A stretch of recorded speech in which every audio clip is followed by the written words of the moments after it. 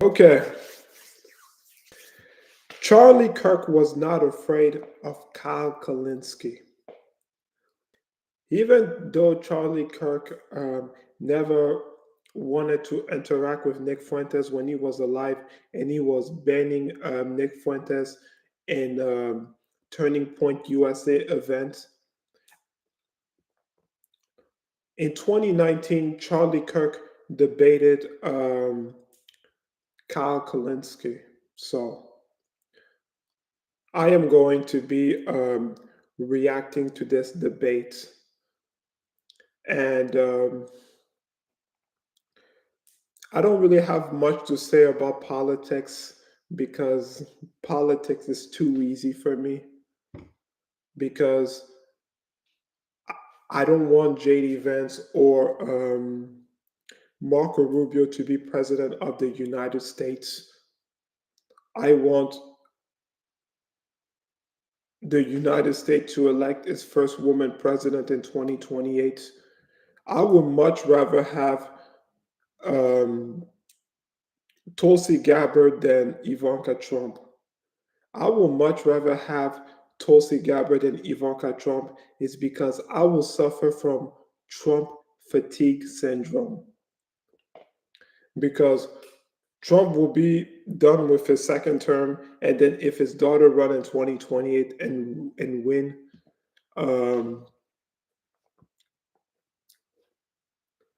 we will have another Trump in the White House. So I will suffer from Trump fatigue syndrome. So the thing is, politics is easy for me. I got the answer on who the Republicans should run in 2028, and that's Ivanka Trump. So what I will do today is I am going to be reacting to Charlie Kirk hold debate with Kyle Kulinsky. It is posted on Kyle Kulinsky channel, and it's like 56 minutes long.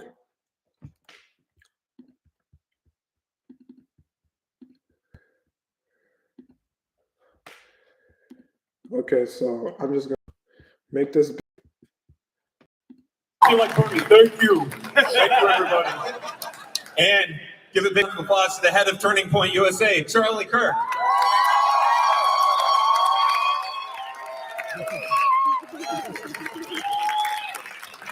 And my name is Stephen Olekar. I'm the founder and president of the Millennial Action Project. We're a nonpartisan organization working with the next generation of elected officials to bridge the partisan divide and strengthen our democracy. So it's a real pleasure to be here to moderate this debate. So shall we get started, guys?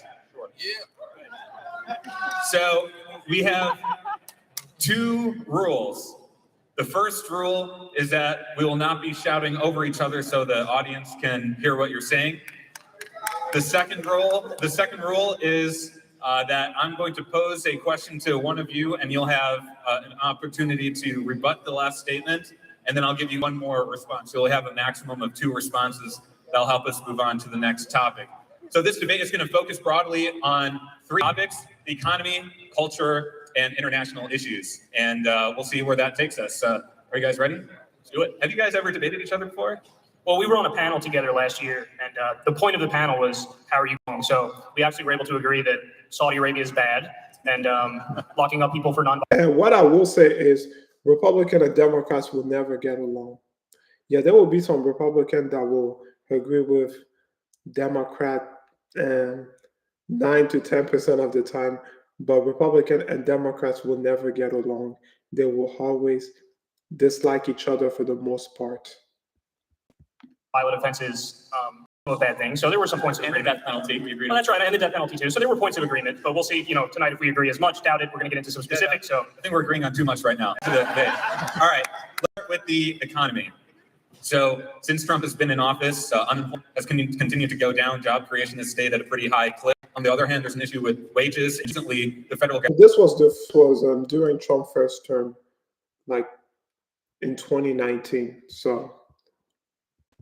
Government came out with its numbers for the last fiscal year, and it showed there's about a $1 trillion deficit, which is the highest since 2012. So I will start with Charlie.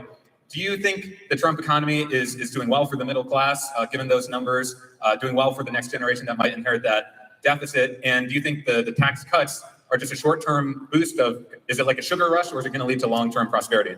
Right. I mean, look, we have the best economy in American history thanks to President Donald Trump. And we're seeing the lowest ever Black unemployment rate, lowest Latino unemployment rate, lowest Asian American unemployment rate, lowest Black poverty rate. We're seeing wages actually going up. So under President Obama, for the last 3 years of his presidency, the European economy and the American economy were basically the same, almost to the 5 decimal points. You couldn't distinguish between the two. The day President Trump got inaugurated, all of a sudden you saw explosive economic growth. So under the last 18 months of President Barack Obama, we have about 1.5% GDP growth. President Trump doubled that after his first year in office, and we got even more than that. We went as high as 4.2% in one quarter last year. As far as average earnings, so under President Obama, the last 23 months of his presidency, average wages went up about $1.30 an hour, more or less. Under President Donald Trump, over the 2.5 years in his presidency, wages have gone up to $2.30 an hour, almost a dollar increase, about 40% on average.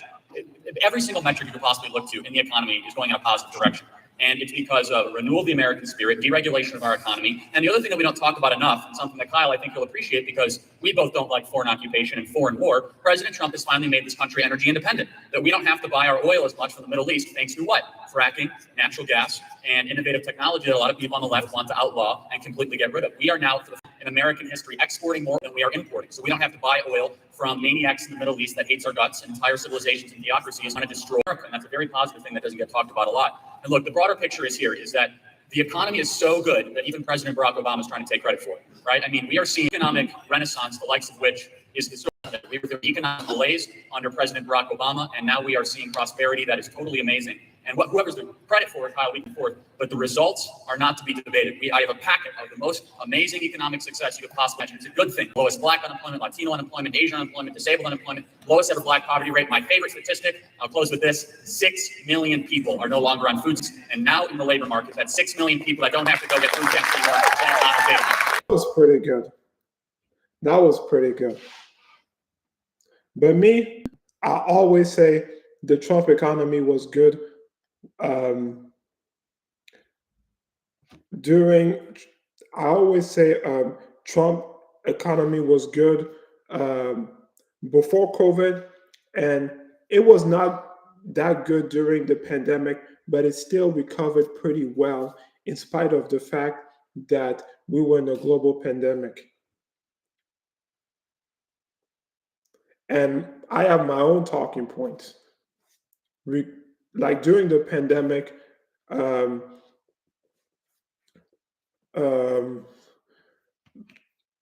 Trump administration recovered 11 million jobs. And then on October 2020, over 50% of Americans still said they were better off during a global pandemic. And more people voted for Trump in his second term than they did in his first term.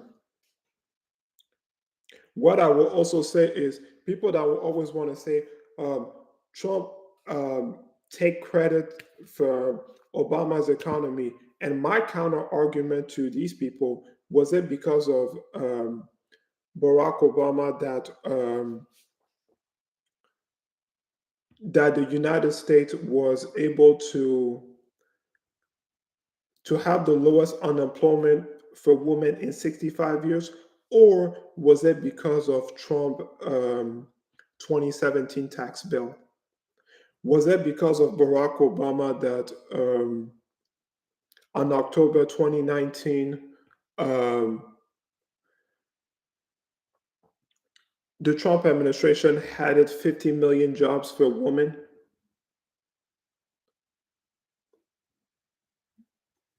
That would be my counter arguments.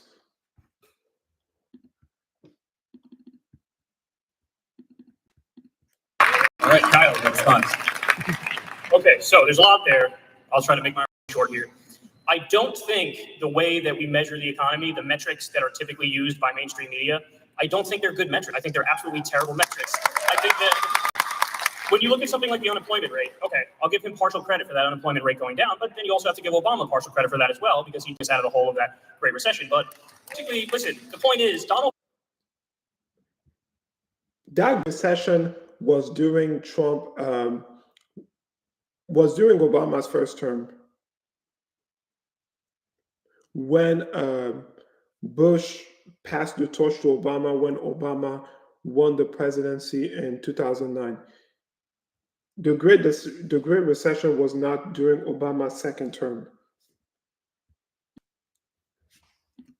up this thing called the U6 unemployment rate. Now, the U6 unemployment rate is a more accurate reflection of what the real unemployment rate in the country is. I mean, I'm sure you guys remember back to the primary season, he'd be like, you know, the actual unemployment rate is really more something like 10%, 15%. He would always kick that number up because Donald Trump was kind of right. The way we calculate it is nonsense. So when you look at the real unemployment rate, I actually should say the official one is 3.5%. The U6 unemployment rate is 6.9%, so it's significantly higher than what's often touted by mainstream media. And you have to include the discouraged workers. You have to include the people who work on and off and people who are part-timers who want to be full-timers. So there's this whole category called the underemployed, and that's another 22 million people. You have 8.6 million people officially categorized as working poor in this country. You have, this fact always gets me, I think it's incredible, that 78% of Americans live paycheck to paycheck. 78%. That's nothing to write home about. And thank you. Yes. And listen, half of workers make $30,000 a year or less, and 40% of Americans can't afford a $400 emergency. So actually, what I would have agreed with you on if you presented it this way is, man, Obama kind of sucked, but so does Trump. Number one, U6 unemployment is lower under Trump than it was under Obama. So even if I were to take your argument, U6 unemployment is lower. Number two, we have more job openings than we have actually people to fill it. Because of that, we are seeing wages go up. And so this is one of the most amazing statistics. Average income for under Bush, Obama, and Trump. So under George W. Bush, average middle-class income, if you focus on middle-class earners that need money for an emergency, the backbone of our country, middle-class income went only $500 up under 8 years of President George W. Bush. It went up $1,000 over 8 years under Barack Obama. $5,000 in 2.5 years under President Donald Trump. $5,000. These are middle-class folks.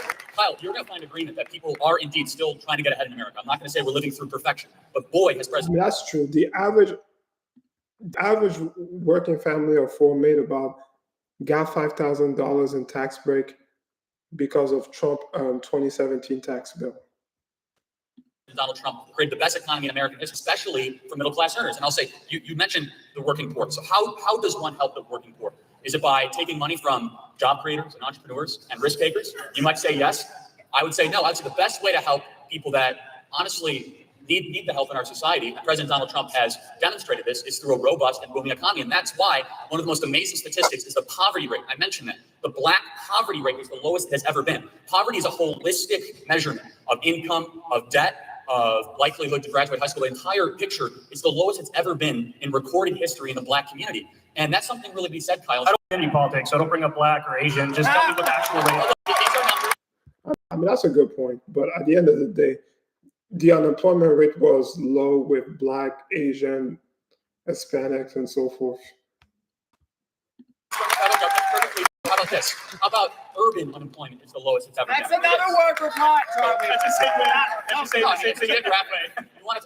You say you don't want to play identity politics? Perfectly. For numbers that are, by the way, published by the Congressional Budget Office, these are numbers. And by the way, Kyle, I look forward to you now supporting the complete and total deletion of the Congressional Black Caucus now that you're on record saying that you don't like identity politics. So, if free people want to associate, let me say, because you brought that up. If free people want to associate and form whatever groups they want, that's perfectly fine. If you want to reference statistics, they should be able to use whatever statistics they want. All right, Charlie. Let me just say, the only thing I'll say in response to what you said is you like to bring up that number. Jeff Bezos and I have an average net worth of $50 billion. I'll let you finish what you were saying, then we'll go to Kyle.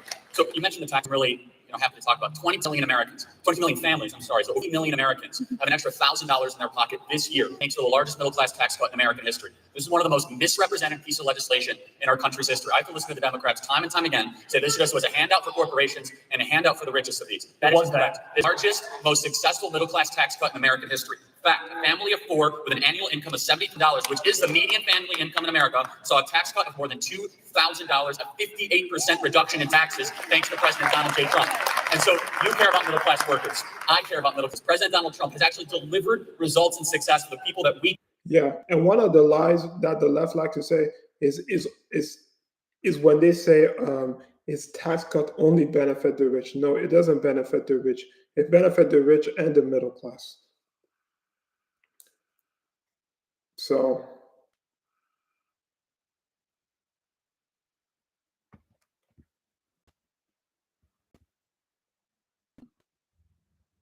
that's it. Care of the middle part of this country that trusted them with their vote for the first time in a long time. I'm so proud that this president is able to do better for people that both parties have turned their vote. Okay, so here we go. Yeah. So if you want the truth about that tax cut bill, let's talk about it. First of all, will I give credit in certain areas? Absolutely, because I'm not a hack. So when it comes to, I'm not just saying that I'm not one. Thank you. Yeah, one of the reasons why I did kind of like Kyle Kulinsky when I started to get into politics is because, yeah, he has a video where he will praise Trump. And that's why he was my favorite lefty in comparison to guys like David Packman and guys like Brian Tyler Cohen. I think when I watched Brian Tyler Cohen and David Packman back in 2020, 21, they were just Democrat butt kissers. But Kyle was reasonable. That bill, the child tax credit went from $1,000 to $2,000. That's something we can agree on. Good. That's a good thing. The standard deduction was increased. That's a good thing as well. By the way, I like how we're both super tall and these mics are so low. It's so awkward. It's got to be like that presidential, like, it's okay. All right, so now let's get into it. That's the good part. That's the stuff I agree with. Here's the bad part, okay? In 1952, the corporate tax rate, it accounted for 33% of all federal tax revenue. Okay, you understand that? So the corporate tax accounted for 33% of all federal tax revenue. Today, corporate taxes only bring in about 8% of that federal revenue. So that means a giant tax cut for corporations. Trump looked at that and said, we should give them a bigger cut. So the rate went from 35% to 21%. That cost more than $1.3 trillion. Also, this bill scrapped a little thing called the alternative minimum tax. So what that means is that if there's a rich person who's got a team of lobbyists and a team of accountants trying to help them dodge taxes, okay? Let's say they get that rate down to 14%, their effective rate. The alternative minimum tax says, no, you have to pay a minimum of 25%. You can't deduct below that 25% number. This bill got rid of that because it wants the ultra rich to take all the money and run out the back door. If this bill was not for helping the rich, then why is it that they took the estate tax, which only applies to people with goddamn estates, and they said, hey, $5.5 million is the line. How about we make that $11 million? So in other words, a tax that only impacted the rich, he said, well, let's cut that quite a bit as well. And furthermore, and the most important point about this bill is that people making $75,000 a year or less will actually see a tax increase over a decade. So what happened was all of the tax cuts for regular people, all the tax cuts for you, they're temporary, but the tax cuts for corporations and the rich, they're permanent. I'll let you respond in the context, because we're going to stay on the economy, because you both addressed a lot of the key points. But one point you don't even need to be here. We could just keep going. Yeah, but one point we did not address is the deficits and the debt. So if you can just address that in your response. I mean, you're going to find no disagreement that the debt and deficit is one of the most urgent issues of our time. Trump has submitted budget after budget to Congress over 5 to 10 years. And look, Kyle and I will agree on this. One of the ways that we can balance our budget is ending these silly and reckless and morally objectionable foreign occupations of countries that we shouldn't be in. We can agree on. And by the way, this done with an elite force of foreign fighters, thanks to President Trump's asymmetrical foreign policy. The leader of ISIS is dead in 4 hours. That's the thing that we should applaud. And by the way, that was done with an elite fighting force, no need for a foreign occupation. We can both applaud the death of an ISIS leader that was totally and completely evil. And so, look, the debt and deficit, I'll tell you, we need dramatic spending cuts, and we need to shrink the size and scope of government. We can talk about that at length. I think we're here to more talk about things that are happening in real time with President Donald Trump. I want to make 3 points about what Kyle said about the tax bill. Number one, Republicans in Congress tried to make this cuts permanent, and the Democrats objected to it. They filibustered it, and they never allowed it to happen. That's number one. So I agree that the tax cuts were not permanent for the middle-income workers, but it was the Democrats that prevented it from actually becoming permanent in the last 18 months. Number two, you talk about corporate tax rates and the percentage of the budget. Well, for those of us that understand and have studied the Laffer curve, we're actually seeing revenues go up. We have record numbers of revenues in the federal government go up because... And why is the deficit growing? Well, it's going because we're also increasing spending on ridiculous foreign occupation war, something that I'm against. We're increasing spending, but we're also cutting taxes. The deficit goes up because he increased spending in the military. Trump increased military spending. That's why the deficit went up. So I'm under that we should cut taxes and cut government. So if you're going to, my philosophy is quite consistent. I think that it's better in people's money when they earn it, it's not government's money to take it. But the second thing I want to make is this, is that the size, the corporate tax rate, as it was lowered, so it was lowered from 38% to about 22%, we're actually seeing compliance go up. So you cited the 1950s. So the 1950s tax rate was marginally ineffective for different things, but it was only over 90%, right? And No, I'm talking about the corporate tax. I wasn't talking about the marginal tax rate. Oh, you're not in there. Okay, I stand corrected. Then the corporate tax was about 40%, 50% in the 1950s. But Right, it accounted for 33% of all federal tax rates. Right. So now we don't have the numbers yet in, but it was 8% last year. It's projected to exceed over 13 to 15% because now corporations are complying with the actual federal tax rates, because that's what happens when you lower the tax rates. Less people put their money overseas, and more people comply with the actual laws on the books. But I want to get to some philosophy. I'll let you respond just real quick. The effective rate went from 23% to 12%, so that's not true. The effective rate went down. I mean, corporation or individual? Corporate. 12 corporate tax rate? Yes, the effective corporate tax rate. Good. No, I mean, to 12%. It should be 0%. But yeah, that's perfectly fine. That's not their position. Please proceed. And I'm happy to elaborate. That's the bigger philosophical point. This is where Kyle and I will find no agreement whatsoever, respectfully.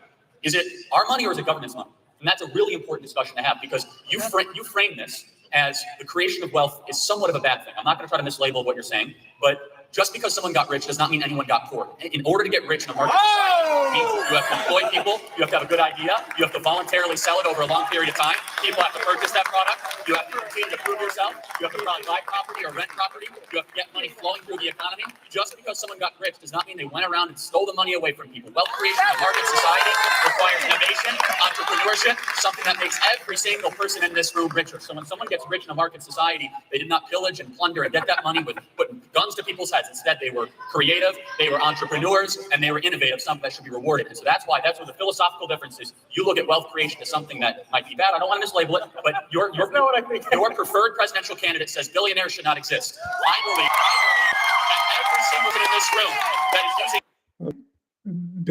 Billionaire will always exist. So whether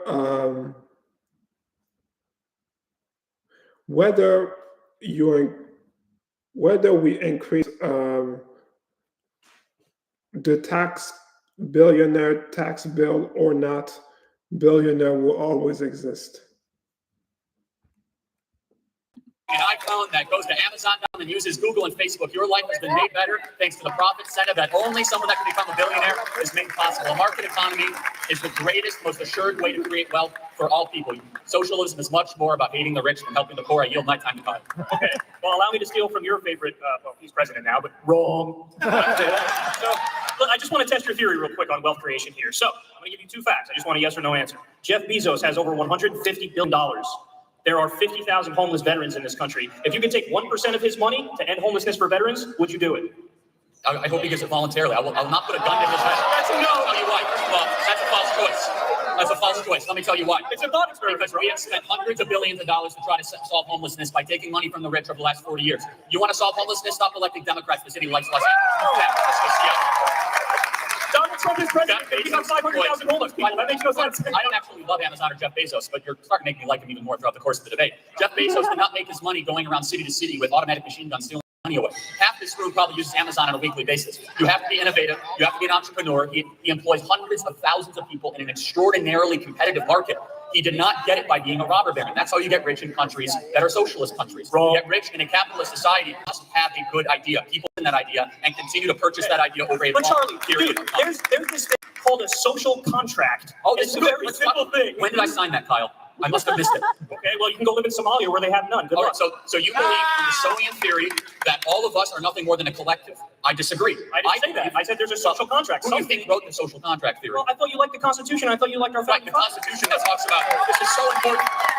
The Constitution actually rejected social contract theory. It said our rights come from what? From God, not from government. That should not infringe upon your rights. The Constitution rejected coercive government action. The United States Constitution rejected the idea that actually the entire United States Constitution was a warning sign against having government come too much infringing of our rights. This is the actual philosophical debate of our time. Because Kyle, you look at the political kind of system and you say, okay, there should be more government action because we must look at ourselves first and foremost as a collective. Therefore, Jeff Bezos, the only way he was able to get that amount of money was eventually try to exploit people over a longer period of time. I look at that and I say, wow. That is a beautiful thing that someone is able to create that much wealth for that many people. And guess what? And not pay people a living wage until we forced them to. Hold on a second. We'll let Charlie finish and then you'll have a response. I believe in private collective bargaining. I also believe in a booming economy. We have more job openings than people to fill it. If people at Amazon are quite happy, Xandria said that Amazon's the worst thing in the world. She was responded to by Amazon worker after Amazon worker and said our wages are going up. We have wonderful living With Jeff Bezos. But again,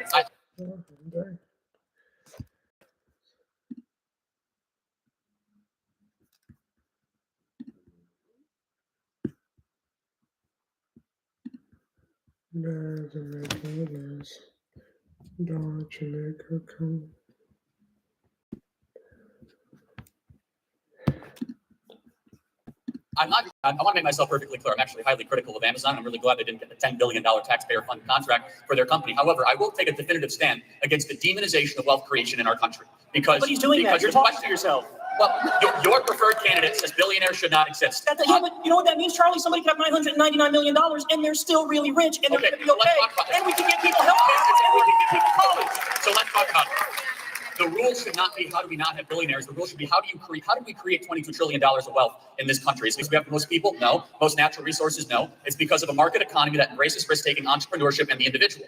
Countries across the world have tried everything from exploitation and stealing money away, has more people. The only reason China is able to get any sort of form of economic growth, they tried state-run coercion, is they actually embraced more market principles over the last 15, 20 years, despite the evil communist Chinese party.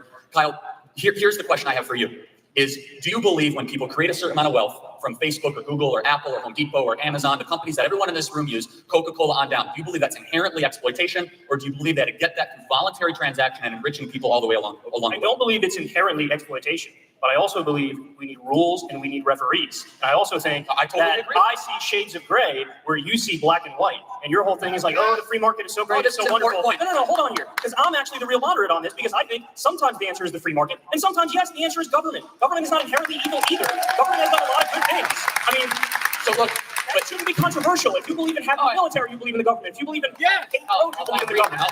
But right now, as we stand, we have a fourth branch of government. You'll agree, branch of government. We are the most regulated economy in the Western Hemisphere outside of some of the Western European countries. Federal Trade Commission, the Employment Prevention, which is also called the Environmental Protection Agency. We have agency after agency, hundreds of agencies with unelected, unknown, and unchecked bureaucrats. And guess what? They favor the power of the well-connected, the few, and the rich that are able to afford the lobbyists. And you look at this. So, Kyle, here's another question that I'm just always. He wants to ask us a question, so let's let him. No, I mean, it's fine. Okay, but let me close the point. So you say, let's change the way out. We right now, $1 trillion of our own money regulate the far money. The best regulation is competition. The best regulation is encouraging more entrepreneurship. The best regulation is empowering individuals to compete against the big power brokers that you think that need to be disrupted. Okay, so let's move on to culture. The big parts of Trump's campaign was talking about political correctness. So Kyle, I want to get your thoughts on this. After a few years, how on that issue, where do you draw the line? And generally, how do you think our climate has improved or gotten worse since that time? I mean, honestly, this kind of bores me, this topic, because it's like, okay, whatever, political correctness. I think I'm relatively politically incorrect. I say things that piss people off all the time. I mean, it is what it is. But my problem is that oftentimes they take this term of political correctness, and what they really want to do is use that as an excuse to say things that are correct. So when Donald Trump goes out there and he says, for example, like he did on the campaign trail, that we need a total and complete shutdown of Muslims coming into this country, that's really incorrect. That's just incorrect. You're just a... I'm going to check on something. Why Trump wanted complete shutdown? Complete shutdown.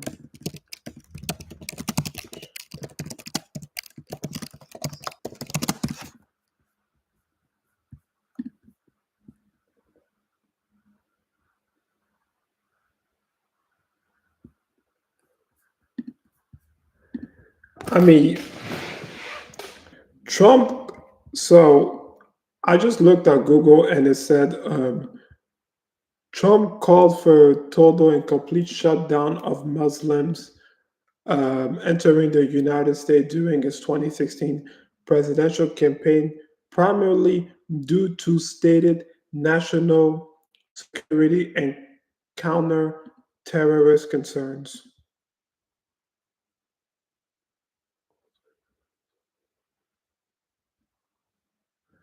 So it was national security after terror attacks. So I do remember why Trump said he wanted a complete shutdown of Muslim until we figure out what the heck was going on. So he wanted to figure out the terrorism concern.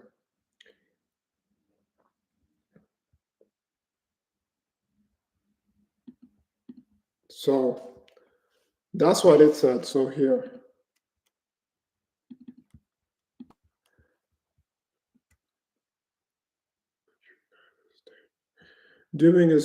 So Donald Trump called for a total and complete shutdown for Muslims entering the United States because of terror attacks.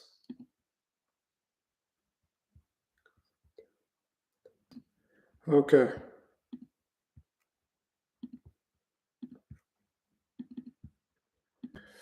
Dick, a billion people who are Muslims, and they're not all guilty for the sins of Al Qaeda. So yeah, that's my take on it. I think I'm politically incorrect myself, but I think that oftentimes people on the right use it to get away with saying things that are just factually incorrect.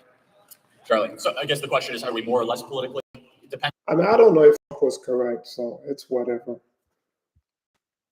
On where you live in the country. I mean, it's perfectly fine to border jump or line cut to come into our country, but if you misgender someone, you could face prison time in California. So That's totally not true. The law is on the books. There's a law on the books that if you're an employee of the state government of California, if you misgender someone as an employee of the state of California intentionally, you could potentially go to prison for workplace harassment. This is hyperbolic nonsense. We have the First Amendment, and that's the Supreme Law of the land. Opinions are not entitled to your own facts. I visit college campuses all the time. A lot of what you say is. I know you're so oppressed, bro. Go wear a diaper again. I visit college campuses all the time, and I'll tell you, Kyle, if you saw, I think if you're intellectually honest, you'll agree with this, that the speech police that happens all across the country, where it's telling people that they can't say certain things, where they're cracking down on saying America's the greatest country in the history of the world, I have to say that these are the types of things that should be really concerning. And there is a death of free speech in this country, and people like Bill Maher really respect that and understand. I agree with that too. That stems from political correctness, right? That comes from the speech police, but you're really only seeing it on one side. No, that's not true at all. I believe in free speech, which is why I think Colin Kaepernick should be in the NFL right now. Yeah. Well, Colin Kaepernick was never fired from the NFL because he decided to kneel during the national anthem. He's not in the NFL because he's a horrible quarterback.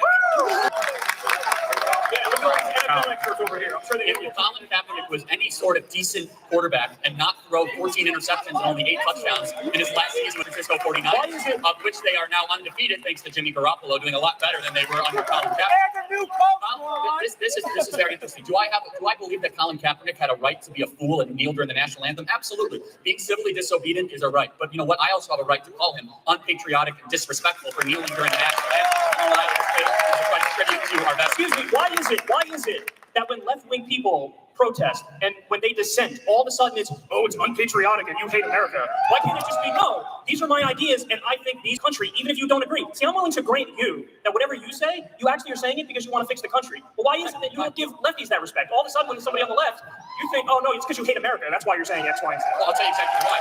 So the tradition of the national anthem that was incorporated post-World War II in the National Football League and was instituted was to try to remember veteran sacrifice during World War II, the Korean War, during the Red Scare. Thank you for your service, my son. Thank you for your service. And the reason that Colin Kaepernick was being selfish is during a moment when you're supposed to be somber and reverent, when you're supposed to reflect on the blood and the sacrifice that veterans put, he decided to make the cameras point at him. Not point at the veterans, not point at the flag. It was selfish for him to do that, to try to misrepresent a highly complex issue that is criminal justice reform at a very bizarre time to do it during the singular time in a sports ceremony. We take a moment to remove our hats and put our hands over our heart to veterans that gave everything so that we can live in the greatest country to exist.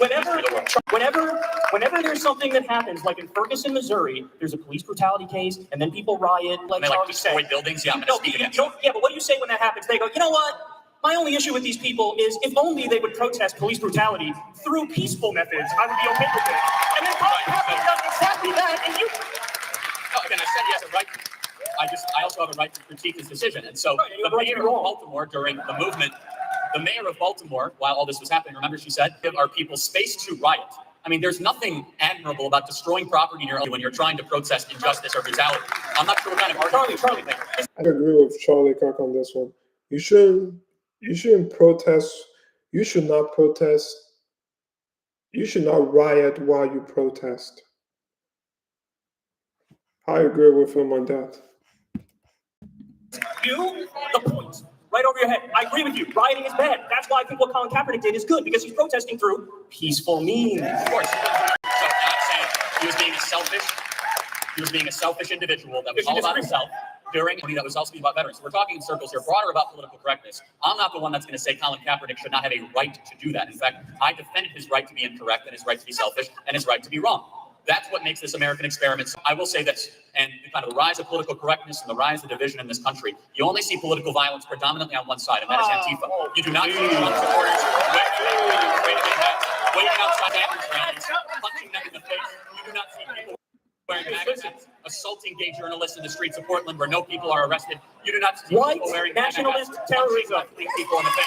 Something very important. point, Kyle. Guess what? I denounce it. The president denounces it. Yet half It the doesn't people running exist. for You the said Democrat political Party violence is only have on not the denounced Antifa. Why do people running for the Democrat nomination not to denounce Antifa? Oh, yeah, A Bernie Sanders is paramilitary pro-Antifa. organization that goes around and pounds people on the head if they dare disagree with them. Could you imagine for a second if people were wearing MAGA hats and going and beating journalists in the streets? I can, because they were getting rightfully arrested. Yeah, right? Literally. So we want to talk about culture. Show me where conservative is. Show me a well-funded, well-organized organization that was not denounced by the president or that go after political opponents. You can't find it, and that's a reason why the Democrats will not denounce Antifa. It's because if you want to see the face of the Democrat Party, I'll show it to you. They're wearing a mask. All right, Kyle gets the last word on this.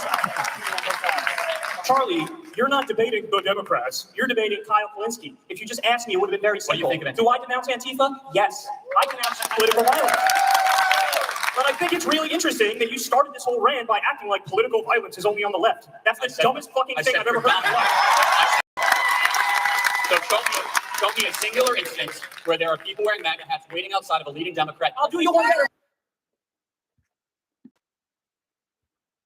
I mean, there's political violence in both the left and the right. I mean, in 2026, there has been political violence on the right.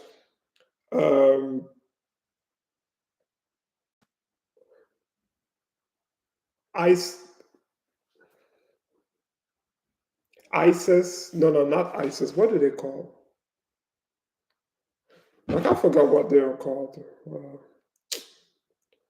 Let me see. What are...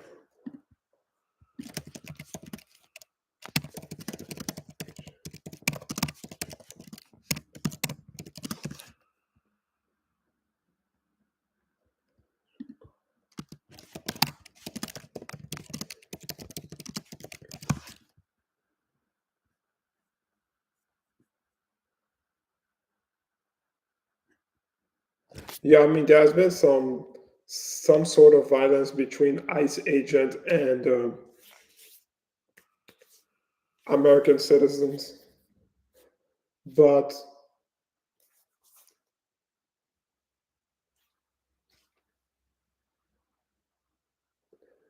the majority of the time was, you know what? Never mind. I'm just saying, yes, there has been some right-wing political violence between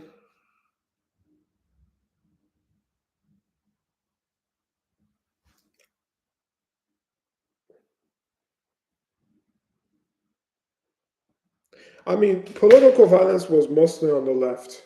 That's what I will say. Now, the George Floyd incident,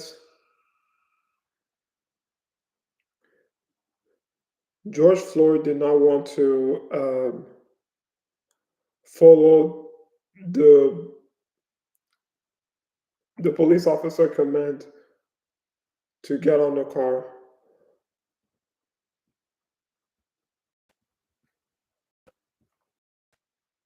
How about a guy named Caesar murder people with a fucking MAGA hat on? He sent bombs to Republicans. He sent bombs to Democrats. That guy was mentally unhinged, and I'm not going to defend him. Trump was a Democrat, How about the shooter in Dayton, Ohio, that said Elizabeth Warren was his hero, and then he went and shot 10 people? What about that guy? We can go back and forth all day long. Real Or how about the guy that shot up the congressional baseball field that loved Bernie Sanders? We can go back all day long. All right, we're gonna move on. We're gonna move on from this. All right, let's move to another space here on the international front.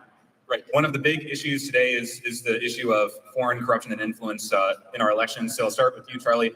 Is it appropriate for a president of any party at any time to solicit assistance from a foreign country to influence our elections? No, and that's why Hillary Clinton should be tried and put in jail for what she did. To the Ukrainian phone call, it's one of the most intentionally misrepresented phone calls that you could ever come across. He never asked a foreign president to try to intervene to investigate Joe Biden. Instead, the favor he asked for was to try to go after CrowdStrike. It was the president of Ukraine that first brought up Mayor Giuliani. It was the president of Ukraine that brought up the topic of corruption. This phone call is being attempted.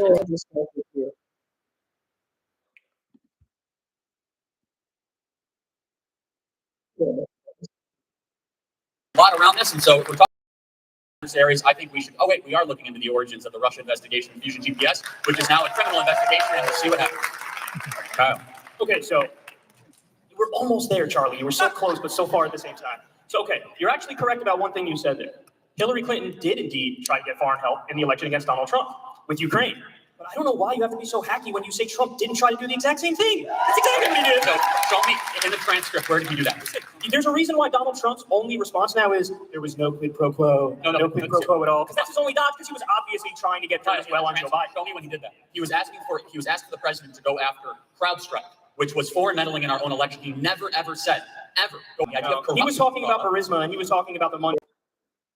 That's false. That was false. The reason why Trump never tried to get dirt on Joe Biden.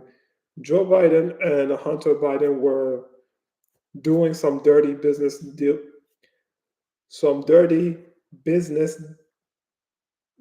in Ukraine that Trump wanted to investigate. And the House that was controlled by the Democrats, Nancy Pelosi, impeached him over it.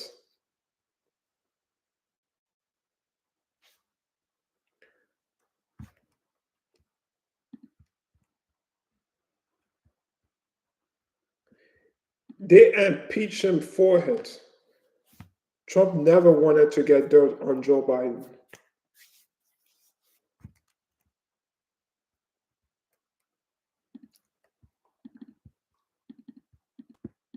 Money that Joe Biden was getting. Charisma was never mentioned in the phone call. Now you're inferring you're No. You don't have to investigate Joe Biden. What do you think he's never? You want to investigate Joe Biden's dirty business dealing in Ukraine. The reason why Biden pardoned his son before leaving office in January 2025 is because him and his son were engaging in illegal business activity in Ukraine.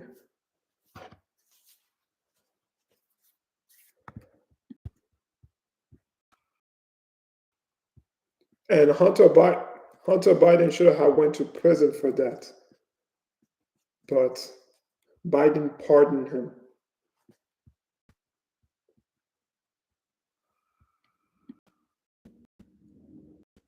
Rainbows for the money he was getting. CrowdStrike. This is a very important thing because you look at the actual transcript of the phone call and you look at who No brought quid up the pro quo. topics. Right. And by the way, there was no quid and no quo because the Ukrainian president time and time again said that the aid was not intentionally withheld. We didn't even know it withheld. We never made calls about the aid that were withheld. Doesn't matter. He was still trying. That's obvious. Nope, you're trying to get dirt. That's false. If that was the case, Biden would not have pardoned Hunter Biden at the end of his term. Listen, again, the call where it says that. I mean, hold on, please. You sound like Trump. With the literal, a direct literal interpretation of this is exculpatory of me. Everybody knows what he was trying to do because he runs the government like a mafia boss. Now, you could like that or dislike that, but it is what he was. Here's the difference between me and you. The difference between me and you is I will admit that Hillary Clinton did indeed try to reach out to the Ukrainian government to get dirt on Trump. And in fact, that's how we learned about Paul Manafort and his corruption, is because Hillary did reach out to the Ukrainian government and did get dirt. Now, I'm willing to say in the case of Hillary Clinton, that's dead wrong. You all need to ask yourself, why is it he can't admit the obvious on the other side? Why is it Donald Trump did nothing wrong at all? Ridiculous. So Kyle, I'll ask the third time. Look, I want you to cite the specific part of the transcript call. Charlie, I don't have the fucking transcript in front of me. Well, because why are you being ridiculous? Because if it existed, if the smoking gun existed, people would say, here's what he said wrong, and here's the specific U.S. criminal code that was violated. It simply does not exist. Instead, they're inferring. Okay, they're saying, oh, this Trump did nothing wrong. We got it. You can say what's the steal, Trump did nothing wrong. Next question. In this Ukraine stuff, I disagree with Kyle Kulinsky. I agree more with Charlie Kirk. Trump was not trying to get dirt on Biden.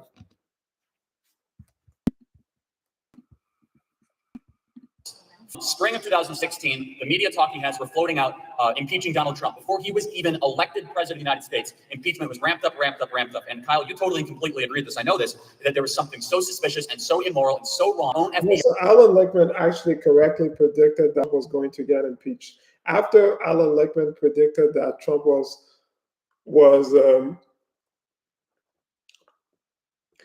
after Allan Lichtman predicted Trump was going to win the 2016 presidential election, he predicted his impeachment. So here.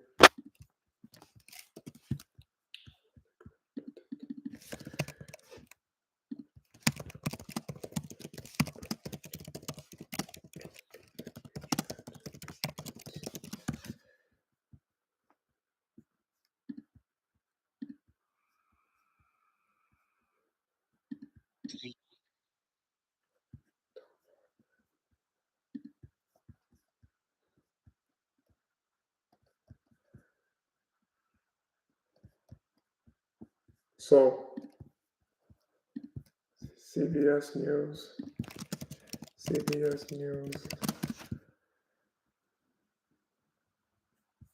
So here,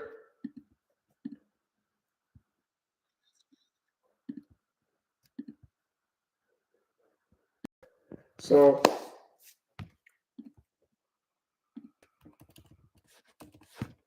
the polls in the presidential election showed Hillary Clinton beating Donald Trump. But for months before Clinton's defeat, one professor predicted Trump's win. And now, as we close in on the president's first 100 days, that professor is making a different prediction. He has a new book, and it's called The Case for Impeachment. So he was booked The Case for Impeachment, and he correctly predicted that Trump was going to get impeached, and Trump was impeached. American University. That was his first impeachment in 20.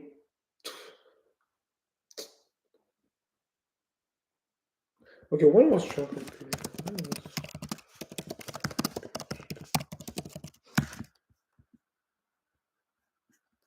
Yeah, December 18, 2019. That was his first impeachment. So Allan Lichtman was right on the money. University professor and author Allan Lichtman joins me now. Allan, thanks for being here. My pleasure. So I want to do a little bit of Impeachment 101. You start chapter 1 of your book. High Crimes and Misdemeanors is the title taken from the section of the Constitution. And that first impeachment was such a bogus impeachment because Trump ended up being impeached for crime that Biden and Hunter Biden was committing. But you know what? I'm not even going to watch CBS. I'm going to get back to the debates.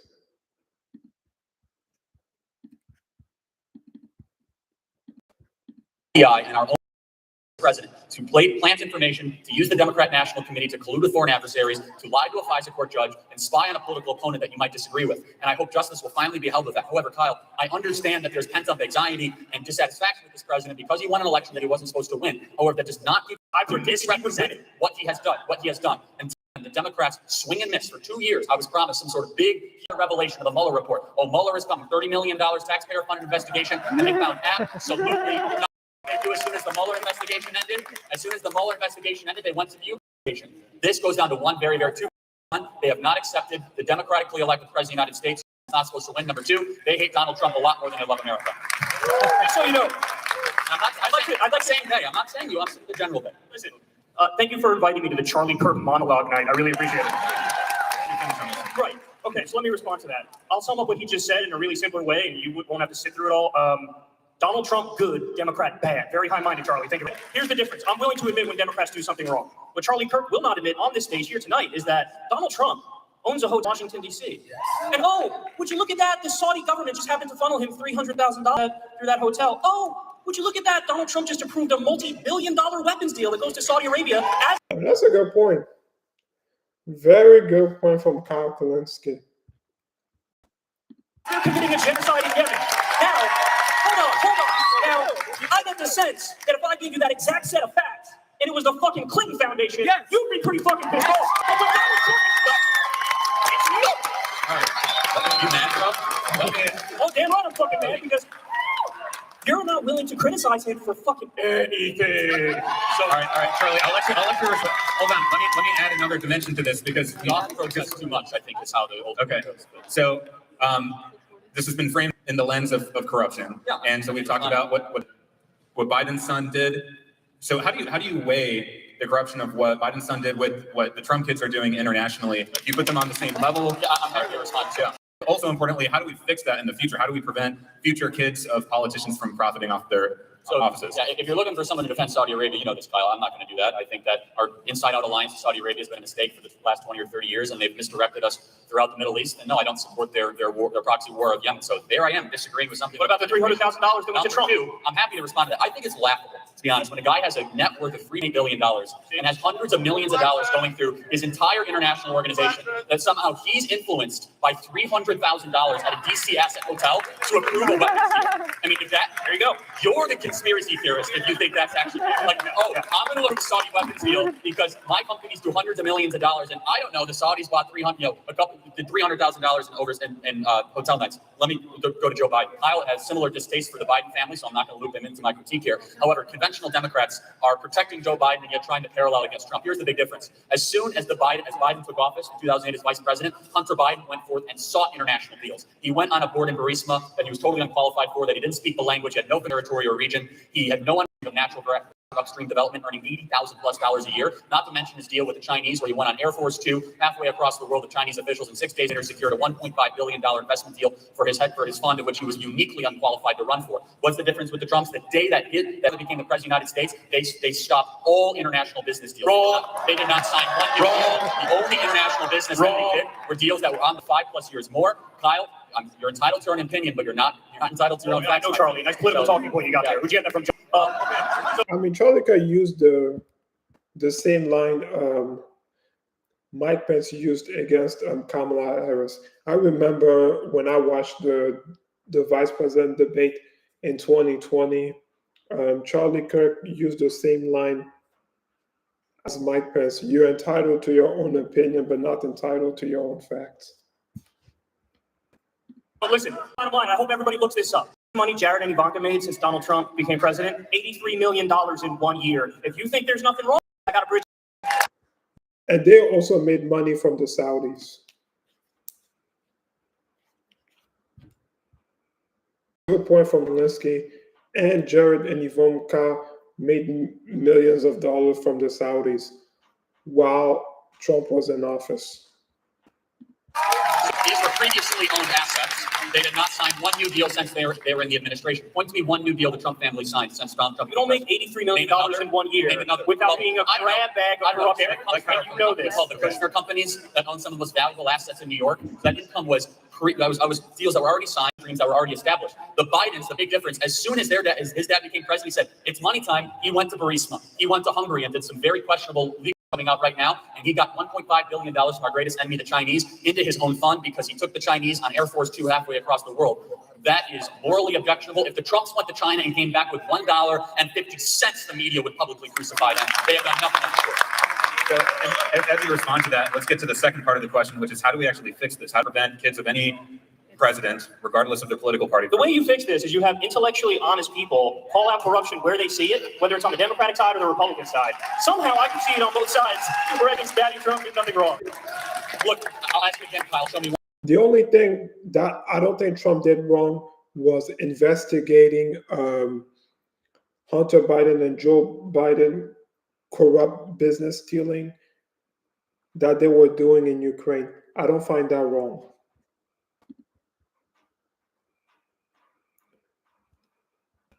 Because if this was the case, Biden would not have pardoned Hunter Biden before he left office.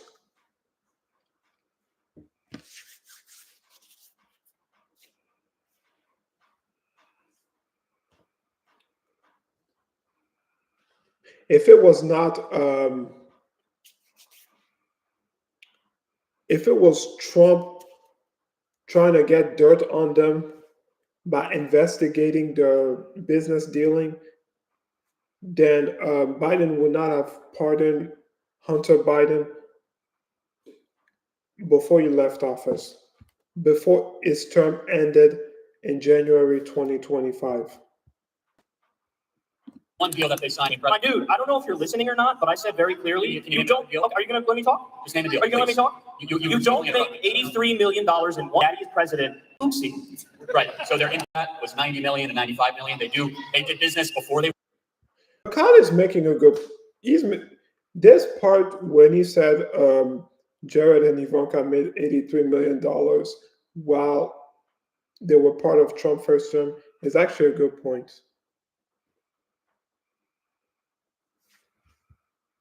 went into the White House, so they did not sign a deal. This is the cute little trick. This is the cute little trick. Because as soon as I say, well, hold on now, it's proven that he took $300,000 from the Saudis while in office, he's like, oh, that doesn't count either. So whether they're in office or they're out of office, it doesn't matter, and it's not corruption. Well, isn't that fucking convenient? That's super convenient, isn't it? Here's the other thing that really fascinates me. Explain it to me, Kyle. Is that when you own international assets and you become president of the United States, are you just supposed to sell everything? Yes! Wow. So you spent hold on, Kyle. You spent 50 years building a business from nothing, fighting back bankruptcy, renegotiating creditors, employing hundreds of thousands of people over 50 years. And then you give that business to your kids. That's not good enough. You somehow have to sell everything in a fire sale to try to appease the media and the far left wing. So you will not be perfectly happy until Donald Trump's net worth goes down significantly. Basically, what this is all about is in search of corruption that does not exist. Oh, please. The reason it does not exist is that Republicans and conservatives are held to such an unrealistically high standard. If President Trump's sons were going around to China right now, seeking out money, seeking out deals, it would be all over the news. Hunter Biden, no, this Biden went to Ukraine for You sure know how to talk a lot, don't you? I'm sorry, what? You sure know how to talk a lot. But Kyle, you should start refuting what I'm saying, not swearing and walking around. I'll let you get the last round. This will be very simple. So there's a president by the name of Jimmy Carter. He had a fucking peanut. He had to sell his Yeah, I even thought about that. When Jimmy Carter ran for president back in the late 1970s, and he became president, he sold this peanut farm. The Supreme Court rightly said, you know what, man, you could have foreign governments funneling you money through your peanut farm, and we can't have corruption. We're supposed to be a first. But somehow this fucking president gets to have hotels all over the world, a hotel in D.C., the Saudis. Let me say this one more time, and this will be the final time. If this was the Clinton Foundation, I would be just as up in arms. But when it's the Trump up in arms, and you're not, and that says a lot. All right, final question on the international stage. We talked at the beginning of this debate about the working class and the Rust Belt. Are we winning the trade war? Depends. Look, I think one of the longest lasting and most important legacies of this president is reorienting our entire foreign policy towards our greatest enemy, which is the Chinese Communist Party.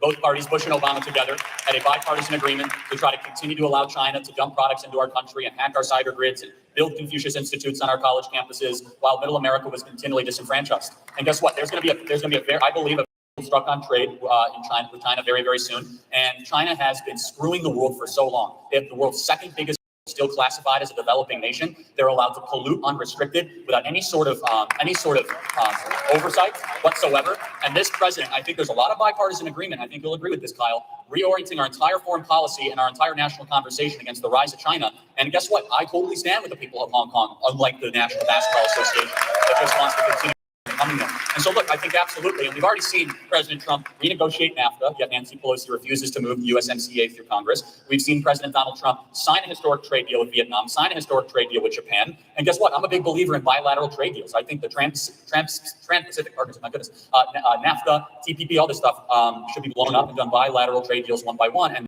long-term sustainable than just having these globalist type, trade deals that benefit the rich, the few, and the well-connected. All right, Kyle. The question was about, are we winning the trade war? Yeah, that's a complicated question. You have to look at the net gain. And there are some specific industries that did well as a result of the tariffs that Trump put out there. I think the steel industry is doing better as a result of that. But then there is this other backlash effect where other industries are hurt by it. So if you look at the total job loss or job gain, we're a little bit in the negative.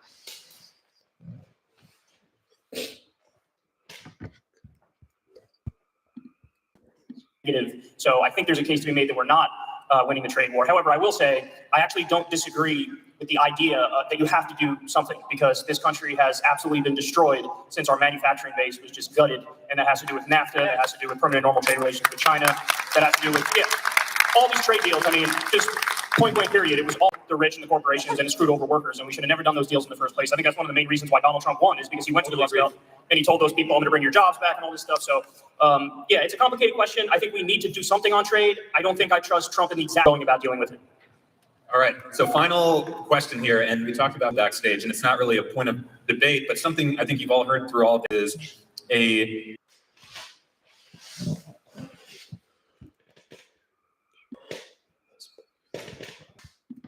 libertarianism on both sides.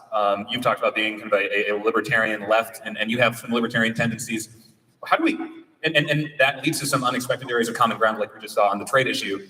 How do we create some space for that in our politics where the populist left and the populist right can unite on some of these issues?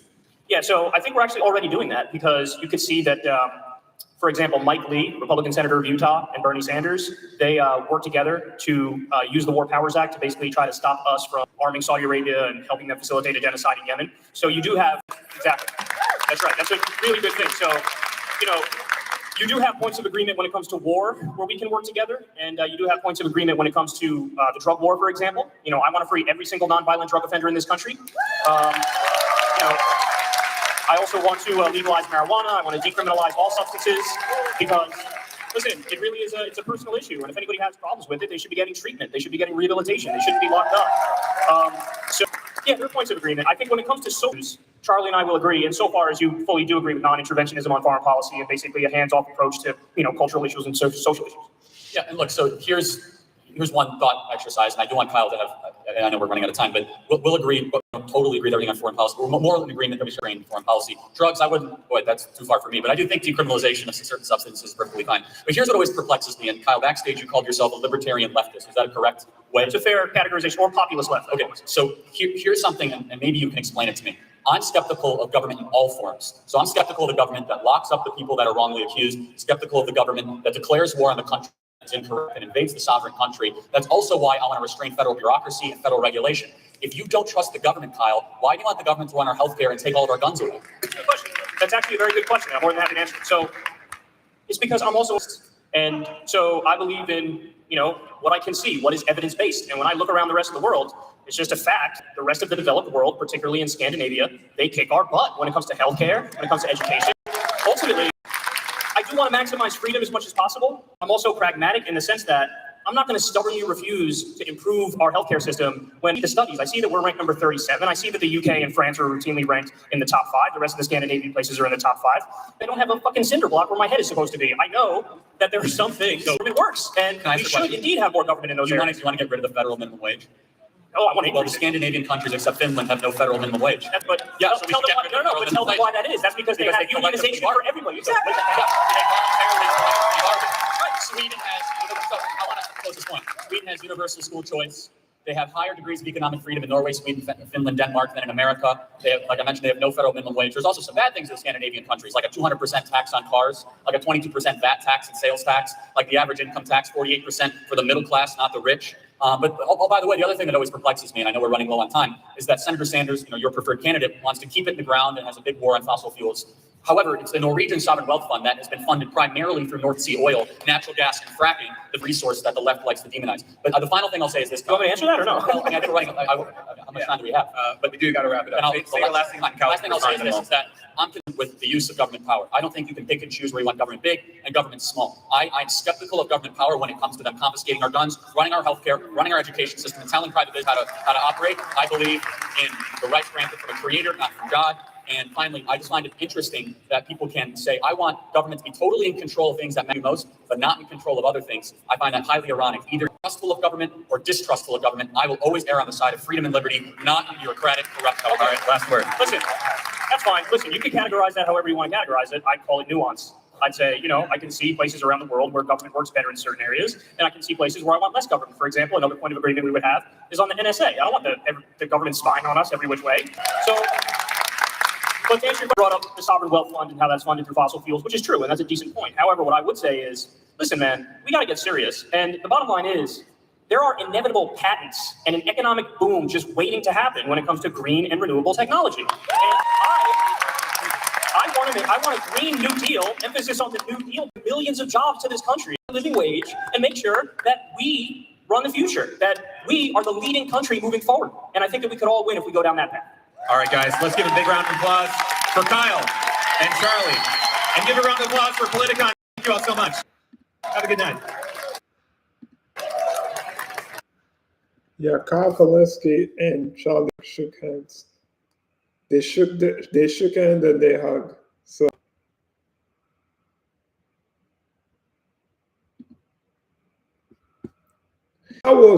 when Kyle was a reasonable lefty, This version of Kyle with brown hair, this was the Kyle that I was a big fan of.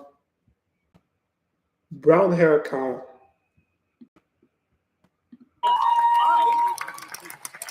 I want a Green New Deal, emphasis on the New Deal part, to bring millions of jobs to this country, a living wage, and make sure that we are the leading country moving forward. And I think that we could all win if we go down that path. All right, guys, let's give a big round of applause for Kyle and Charlie. And give a round of applause for Politicon 2019. Thank you all so much. Have a good night. So Kyle and Charlie Kirk hugged. Okay. They hugged. But this version of Kyle, I like this version of Kyle. Kyle with brown hair. The blonde hair version of Kyle, no. I am not a fan of the blonde hair version of Kyle because he is consumed by the far left. Now, in this debate, the part that I disagree with, Kyle made a lot of great points. When Jimmy Carter ran for president and won his presidency, he sold his peanut farm. And when Trump ran for president and won the presidency, he didn't even sell any of his property. So that was a good point from Kyle Kulinsky. And also, another good point from Kyle Kulinsky was when Jared Kushner and Ivanka Trump made millions from the Saudis when when Trump was in office. But what I disagree with, Kyle, is Hunter Biden and Joe Biden corruption. Trump did not try to get dirt on Joe Biden and Hunter Biden. They were doing dirty business dealing in Ukraine that Trump wanted to investigate. And he got impeached for that. And that was a bogus impeachment. And what else?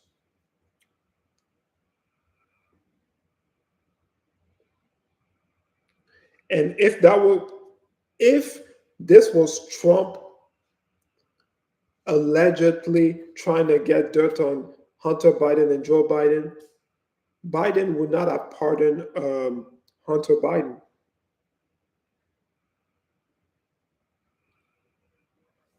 Okay, that's pretty much it.